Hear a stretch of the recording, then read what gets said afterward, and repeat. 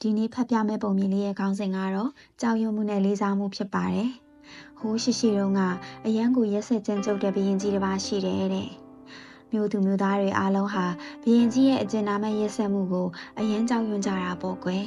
။ဒါနဲ့ဘရင်ကြီးမှာခွေးလေးတစ်ကောင်ရှိတဲ့ကွယ်။ဘရင်ကြီးဟာခွေးကလေးကိုသူ့မှာရှိတဲ့ကြံတဲ့အရာတွေအားလုံးထက်ပိုပြီးချစ်တယ်တဲ့။ဒါပေမဲ့ကံမကောင်းစွာနဲ့တမနက်မှာခွေးလေးဟာတေဆုံးသွားတယ်။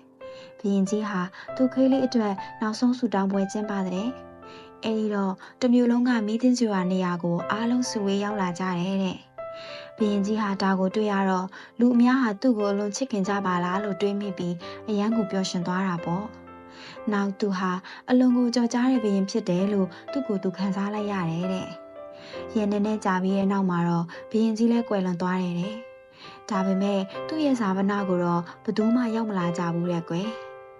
ဒီပုံမြင်လေးကပြောတဲ့သတင်းစကားကတော့လေးစားမှုဆိုတာကိုထိုက်တန်လို့ရတဲ့အရာဖြစ်ပါတယ်။တစုံတစ်ယောက်စီကလေးစားမှုကိုရဖို့အတွက်ဘယ်သူ့မှအတင်းကျပ်တွန်းအားပေးလို့မရဘူးပေါ့။ကြောက်ရွံ့မှုနဲ့လေးစားမှုကြားမှာခြားနားနေတဲ့မြင်ပါလေးရှိပါတယ်။ကျွန်ုပ်တို့အားလုံးဟာဒါကိုနားလည်သဘောပေါက်သင့်ပြီးကိုယ်တိုင်ရဲ့ကိုယ်ရည်ကိုယ်သွေးစရိုက်အမှုကျင့်တွေကိုလိုအပ်တဲ့ပြုပြင်ပြောင်းလဲမှုတွေလုပ်သင့်တာပါတဲ့။ကောင်းသောနေ့လေးဖြစ်ပါစေ။